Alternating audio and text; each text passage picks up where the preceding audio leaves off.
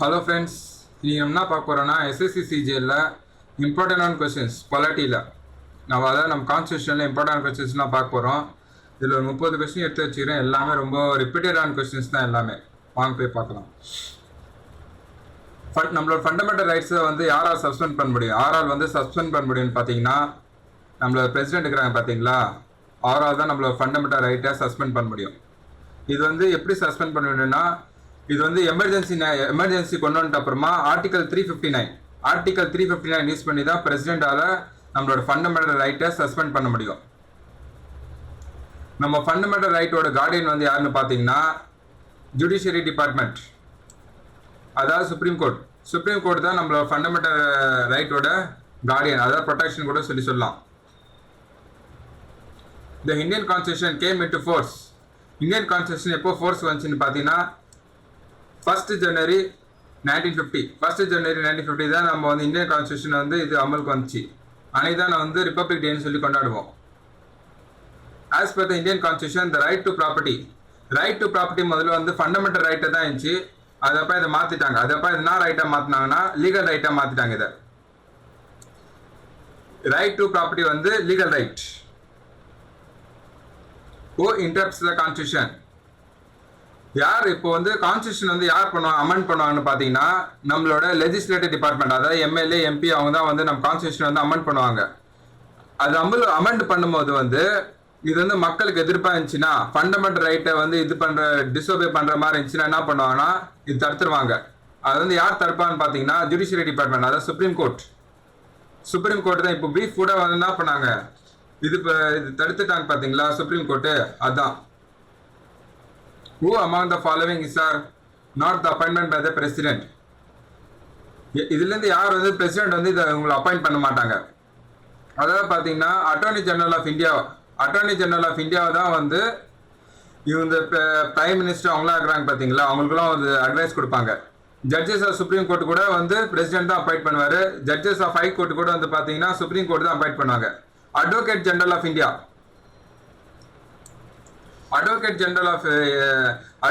General of state வந்து பாத்தீங்கன்னா, advocate general of state வந்து யார் அப்பாயிண்ட் பண்ணுவாங்கன்னா, கவர்னர் தான் வந்து அட்வொகேட் ஜெனரல் ஆஃப் ஸ்டேட் வந்து அப்பாயிண்ட் பண்ணுவாரு. இதுக்கு ஆன்சர் வந்து advocate general. The speaker vote இந்த லோக்சபா இஸ் கால்ட். ஸ்பீக்கர் வந்து இப்போ கூட பார்த்தீங்கன்னா, நம்ம தமிழ்நாட்டில் இப்போ ஓட்டு எடுத்தாங்க, எல்லா எம்எல்ஏ போய் ஓட்டு போட்டாங்க. ஆனால் ஸ்பீக்கர் வந்து ஓட்டு போடவே மாட்டாங்க. சப்போஸ் டை ஆயிடுச்சுன்னு வச்சுங்களேன், டை ஆயிடுச்சுன்னா அப்போ ஸ்பீக்கர் போய் ஓட்டு போடுவாங்க. அந்த ஓட்டு நம்ம என்ன சொல்லுவோம்னா காஸ்டிங் ஓட். அந்த ஓட்டு பேர் தான் casting vote. What is ordinary law? Jallikattu போராட்டம் அப்போ வந்து இந்த ஆர்டினரி லா வந்து கொண்டாண்டாங்க. அந்த ஆர்டினரி லா வந்து ஆர்டினரி லான்னா என்ன அர்த்தம்னா பார்த்தீங்கன்னா, law made by the enforcement by the government. law made and enforced by the government. இது வந்து ஸ்டேட் கவர்மெண்ட் தான் வந்து பண்ணோம். ஆர்டிகல் 29 யூஸ் பண்ணி அதுக்கப்புறம் வந்து பிரைம் மினிஸ்டர் இது சைன் பண்ணி பிரசிடென்ட் கிட்ட போய் அமலாய்க்கு வரும். அதப்போ இங்க தமிழ்நாட்டில் இருக்கிற அந்த ஸ்டேட்டோட கவர்னர் தான் இது பண்ணும். The panchayat Samithi remains accountable for its function of panchayat Samithi எப்பவுமே இருக்கும் accountable for its function of Jilla Parishad. The Indian Constitution, the fundamental duties are enshrined in Article 4A. The Estimates Committee எல்லாமே பார்த்தீங்கன்னா, இந்த estimates committee, public account committee எல்லாமே வந்து financial committee அண்டரில் தான் இது எல்லாமே ஒரு எஸ்டிமேட்ஸ் கமிட்டி. இந்த எஸ்டிமேட் கமிட்டி வந்து 30 மெம்பர் இருப்பாங்க. இருக்கிறதுல எந்த கமிட்டி ரொம்ப ஹையஸ்ட் இதுன்னு பார்த்தோன்னா, எந்த கமிட்டிலேருந்து ஹையஸ்டான மெம்பர் இருப்பான்னு பார்த்தோன்னா, அது வந்து எஸ்டிமேட் கமிட்டி தான். எஸ்டிமேட் கமிட்டிலேருந்து 30 பேர் இருப்பாங்க. 30 பேருமே பார்த்தீங்கன்னு வச்சுக்கோங்களேன், லோக்சபாலேருந்து தான் வருவாங்க. 30 பேருமே லோக்சபாலேருந்து தான் வருவாங்க. The maximum strength of the Lok Sabha வந்து பார்த்தீங்கன்னு வச்சுக்கோங்களேன் 552 வரைக்கும் நம்ம வச்சுக்கலாம் லோக்சபால. இப்போ கரண்டாக பார்த்தோன்னா 545 சொல்லி சொல்லுவாங்க. ஆனால் 543 மெம்பர்ஸ் தான் வந்து நம்ம லோக்சபால இப்போ இருக்கிறாங்க. மேக்ஸிமமாக எவ்வளோ வரைக்கும் எக்ஸ்டெண்ட் பண்ணிக்கிறாங்கன்னா 552 வரைக்கும் எக்ஸ்டெண்ட் பண்ணிக்கலாம். அதே மாதிரி வந்து ராஜ்யசபாவில் வந்து 250 வரைக்கும் எக்ஸ்டெண்ட் பண்ணிக்கலாம். ராஜ்யசபாவில் வந்து 250 இருக்கும். ஆனால் இப்போ ராஜ்யசபாவில் எத்தனை மெம்பர் இருக்கிறாங்கன்னா 245 மெம்பர் மட்டும் தான் இருக்கிறாங்க. The chairman of public account committee. இந்த பப்ளிக் அக்கௌண்ட் கமிட்டி இருக்கிறாங்க பார்த்தீங்களா, இதில் வந்து 15 பேர் வந்து 15 பேர் எதுலேருந்து வருவாங்கன்னா லோக்சபாலேருந்து வருவாங்க. லோக்சபாலேருந்து வருவாங்க. அதே வந்து 7 பேர் எதுலேருந்து வருவாங்கன்னா ராஜ்யசபாலேருந்து வருவாங்க. 7 பேர் வந்து ராஜ்யசபாலேருந்து வருவாங்க. மொத்தம் 22 பேர், 15 பேர் வந்து லோக்சபா, 7 பேர் வந்து ராஜ்யசபா. ஆனால் இதோட சேர்மன் வந்து யாருன்னு பார்த்தீங்கன்னு வச்சுக்கோங்களேன், இதோட சேர்மன் வந்து the leader of opposition party. Leader of opposition party தான் வந்து இதோட chairman.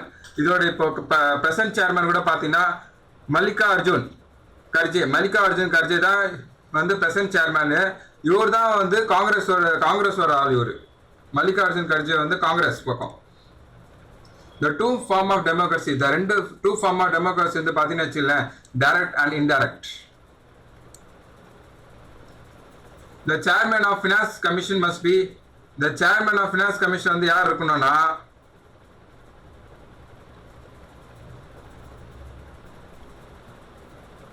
the chairman of finance commission வந்து பார்த்தீங்கன்னா person having experience in the public affairs and இது ஃபினான்ஸ் கமிஷனில் வந்து யார் சேர்மன் ஆகுனா person having experience in public affairs. CAG controller and audit general of India is appointed by CAG. Election commission இவங்கெல்லாம் யார் appoint பண்ணுவாங்கன்னா பிரசிடென்ட் ஆஃப் இந்தியா. பிரசிடென்ட் தான் வந்து இவங்க எல்லாரும் அப்பாயிண்ட் பண்ணுவார். ஹூ டிசைட் பில், ஒரு பில் வந்து மணி பில்லா இதுன்னு சொல்லி சொல்லுவாங்க. மணி பில் வந்து பார்த்தீங்கன்னா 110 சொல்லி சொல்லுவாங்க. மணி பில்லாம் இது வந்து பில் வந்து மணி பில்லா வேற ஏதாவது பில்லா வந்து யாரு சொல்லி சொல்லுவாங்கன்னா த ஸ்பீக்கர் ஆஃப் லோக்சபா தான். மணி பில்லு வந்துச்சுன்னு வச்சுக்கல 110க்கு இது வந்து நான் ஒன்னா ராஜ்யசபால் அப்ரூவல் ஆனாலும் சரி, இது ஆனால் ரிஜெக்ட் ஆனாலும் சரி, இது ஆட்டோமேட்டிக்காக இது பாஸ் ஆகும். ராஜ்யசபாவில் ரிஜெக்ட் ஆனாலும் சரி, அப்ரூவல் ஆனாலும் சரி, இது ஆட்டோமேட்டிக்காக பாஸ் ஆகும். அதுதான் மணி பில்லுக்கு இருக்கிற power. 110 110. The Article 324 of the Constitution, India is related to Election Commission. Election Commission வந்து எலெக்ஷன் நடத்துறாங்க பார்த்தியா, அந்த எந்த ஆர்டிகல் பேஸ் பிரகாரம் பார்த்தோன்னா Article 324. The term closure in Parliament, இது வந்து ஸ்பீக்கர் வந்து அதிகமாக இந்த வார்த்தை யூஸ் பண்ணுறாங்க. க்ளோஷர் அது என்ன அர்த்தம்னா the stoppage of debate in a motion. Which of the following countries have an unwritten constitution? Constitution வந்து எழுதி வச்சு பட் அன்ரிட்டன் கான்ஸ்டியூஷன் வந்து பார்த்தீங்கன்னா வச்சுக்கலாம் யூகேயோட கான்ஸ்டியூஷன் தான் unwritten constitution. Which amendment act is referred as a mini constitution. இது வந்து ஒரு மினி கான்ஸ்டியூஷன் அமெண்ட்மெண்ட் கூட சொல்லுவாங்க. அது வந்து நானா 42 அமெண்ட்மெண்ட். 42 அமெண்ட்மெண்ட் அப்போ தான் நான் ஆயிடுச்சுன்னா சோஷியலும் செக்குலரும் வந்து நம்ம பெரம்பல்ல இது சேர்க்கப்பட்டாங்க. சோஷியலும் செக்குலரும் வந்து நம்ம பெரம்பல்ல சேர்க்கப்பட்டாங்க. அதே மாதிரி ரைட் டு ப்ராப்பர்ட்டி வந்து ஃபண்டமெண்டல் ரைட்டாக இருந்துச்சு, அது வந்து லீகல் ரைட்டை கூட மாற்றினாங்க. த லெஜிஸ்லேட்டர் கெயின்ஸ், அதாவது நம்ம எம்பிலாம் இருக்கிறாங்க பார்த்தீங்களா, கெயின்ஸ் பிரியாரிட்டி ஒரு எக்ஸிக்யூட்டிவ் டிபார்ட்மெண்ட்டாக அந்த போலீஸ் அவங்களாம் எந்த ஃபார்ம் ஆஃப் கவர்மெண்ட்டில் வந்து எம்பிக்கெலாம் அதிகமாக பவர் இருக்கும், போலீஸோட வந்து பார்த்தீங்கன்னு வச்சுக்கோங்களேன் இந்த பார்லிமெண்ட்ரி கவர்மெண்ட்டில் தான் வந்து லெஜிஸ்லேட்டருக்கு வந்து அதிகமாக பவர் இருக்கும். The term of office, CAGக்கு வந்து எத்தனை வருஷம் இருக்கும் ஆஃபீஸில் இருக்கிறான்னு பார்த்தீங்கன்னா 6 years. The Speaker of Lok Sabha addressed his letter of resignation. இப்போ எம்பி அவங்களாம் இருக்கிறாங்கன்னு வச்சுக்கோங்களேன், அவங்க வந்து ரெசிக்னேஷன் யார்கிட்ட கொடுப்பாங்கன்னா லோக்சபா ஸ்பீக்கர் கிட்ட தான் போய் கொடுப்பாங்க. அதே லோக்சபா வந்து அவங்க ரெசிக்னேஷன் யார்கிட்ட கொடுக்கணும்னா டெபுட்டி ஸ்பீக்கர் ஆஃப் லோக்சபாக்கு தான் அவங்க கொடுக்கணும். The success of democracy depend upon, the success of democracy வந்து எது டிபெண்ட் ஆகுனா ரைட் டு பர்சனல் லிபர்ட்டினா நம்ம மக்கள் வந்து ஓட்டு போடுறது, அது அப்போ அந்த ஓட்டு போட்ட மக்கள் அதாவது எம்எல்ஏ எம்பி வந்து மக்களோட கோரிக்கையெல்லாம் நிறைவேற்றுறது, அப்போ சுப்ரீம் கோர்ட் நம்மளோட ஃபண்டமெண்டல் ரைட் எல்லாம் இது பண்ணுறது, அப்போ போலீஸ்லாம் நம்மளை பாதுகாக்கிறது, இதுதான் வந்து right to personal liberty. The theory of basic structure, இது வந்து ஒரு இதாக நடந்துச்சு. இது வந்து ஒரு கேஸு, பேசிக் ஸ்ட்ரக்சர் பற்றி ஒரு கேஸ் நடத்துனாங்க. Was propounded by the supreme court. எந்த கேஸில் இது வந்து நம்மளோட இது இருக்குது பார்த்தீங்களா, ஃபண்டமெண்டல் ரைட்லாம் வந்து இது அப்படி ஒரு கேஸ் நடந்துச்சு. அது எந்த கேஸ்ன்னு பார்த்தீங்கன்னா கேஷ்வந்த் பாரதியா case. The theory of basic structure of the constitution was proposed by the Supreme Court வந்து கேஷ்வனந்த பாரதிய கேஸ். இது வந்து இது கூட எப்போ நடந்துச்சுன்னா இது வந்து எந்த இது பார்த்தீங்கன்னா நம்ம ஃபண்டமெண்டல் ரைட் இது பற்றி அதை பற்றி தான் ஆர்டிகல் 13 பிரகாரம் தான் ஆர்டிகல் 13 இந்த கேஸ் நடந்துச்சு. இது வந்து எப்போ நடந்துச்சுன்னா 1973 நடந்துச்சு. The member of Rajya Sabha who retire every second year. 2 வருஷத்துக்கு ஒரு வாட்டி ராஜ்யசபால எத்தனை மெம்பர் வந்து ரிட்டையர் ஆவாங்க பார்த்தீங்கன்னா 1/3. ராஜ்யசபால வந்து இருக்கிற ஆளுங்களுக்கு வந்து 30 வருஷம் தான். 30 வயசுக்கு அப்போ தான் அவங்க வந்து ராஜ்யசபால எது போக முடியும். அதே மாதிரி லோக்சபால பார்த்தீங்கன்னா அவங்க ஏஜ் லிமிட் வந்து above 25 இருக்கணும். லோக்சபால. ராஜ்யசபால வந்து above 30 இருக்கணும். அதே மாதிரி ராஜ்யசபால வந்து அவங்க டேர்ம் பார்த்தீங்கன்னா எத்தனை வருஷம் இருக்கும் ஆஃபீஸில் இருக்கிறான்னு பார்த்தோன்னா 6 வருஷம் இருக்கும் அவங்க ஆஃபீஸில் இருக்கலாம். த கான்ஸ்டியூஷனல் மோனார்கி என்ன சொல்லுவாங்கன்னா கான்ஸ்டியூஷன் மோனார்கி நம்ம கான்ஸ்டியூஷனே வந்து மோனார்கி அது ராஜா கிங்ஸ் எல்லாம் இருக்கிறாங்க அவங்க கொஞ்சம் பவர் கொடுக்கும். இது வரைக்கும் நீங்க இது பண்ணிக்கலாம், இது வரைக்கும் நீங்க வந்து யூஸ் பண்ணிக்கலாம், அவங்க பவரை யூஸ் பண்ணிக்கலாம். மக்கள்கிட்ட இது மாதிரி டாக்ஸ் வாங்குறது, மக்கள்கிட்ட இது மாதிரி பண்றது, இது பண்றது வந்து இது வரைக்கும் யூஸ் பண்ணிக்கலாம். கான்ஸ்டியூஷனே வந்து அந்த ராஜாவுக்கு வந்து ஒரு குறிப்பிட்ட பவர் கொடுக்கும். அது வந்து நான் சொன்னா the king exercise power granted by the constitution. The king exercise power as granted by the constitution. The method of constitution amendment. நம்ம கான்ஸ்டியூஷன்ல வந்து அமெண்ட்மெண்ட்லாம் பண்ணுவோம். அதாவது வந்து பாத்தீங்கன்னா நம்மளுக்கு வந்து ஓட்டிங் போடுறது வந்து இது வந்துச்சு 21 வயசு இருக்குதான் இருந்துச்சு. 21 வயசுக்கு அப்புறமா தான் வந்து நம்ம ஓட்டு போடுமோ உரிமை இருந்துச்சு நம்மளுக்கு. அந்த 21 வயசு வந்து 18 வயசா மாத்தினாங்க. அது வந்து அமெண்ட்மெண்ட் 61 அமெண்ட்மெண்ட் பிரகாரம் தான் வந்து 61 அமெண்ட்மெண்ட் பிரகாரம் தான் வந்து நம்மளோட இது ஏஜ் லிமிட் வந்து 21லேருந்து 18 மாத்துறாங்க.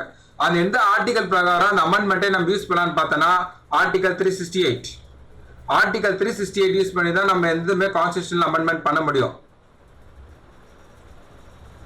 அப்போ அமெண்ட்மெண்ட் 100ன்னு தெரிஞ்சுக்கணும். அமெண்ட்மெண்ட் 100ன்னா என்ன அர்த்தம்னா நம்ம இந்தியாவுக்கும் பங்களாதேஷ்க்கும் பார்டர் பிரச்சனை இது பார்த்தீங்களா, அதுதான் வந்து ஆர்டிகல் அமெண்ட்மெண்ட் 100 வந்து நம்ம இந்தியாவுக்கும் பங்களாதேஷ்க்கும் பார்டர் இருக்குது பார்த்தீங்களா, அதோட பிரச்சனை தான் வந்து amendment 100. Right to education became a fundamental right on. Right to education வந்து எப்போ ஃபண்டமெண்டல் ரைட் ஆயிடுச்சுன்னா April 1, 2010. ஃபெடரல் கவர்மெண்ட், இந்த ஃபெடரல் கவர்மெண்ட் வந்து எங்கே இருக்குன்னா இந்தியா வந்து parliamentary form of government. Federal government வந்து பார்த்தீங்கன்னா யூஎஸ் எல்லாம் வந்து ஃபுல்லாகவே ஃபெடரல் கவர்மெண்ட் தான். யூஎஸ் வந்து ஃபெடரல் கவர்மெண்ட் தான். அது வந்து ஃபெடரல் கவர்மெண்ட் வந்து என்ன மாதிரி கவர்மெண்ட் பார்த்தோன்னா agreement between centre and the state. Centre and the state.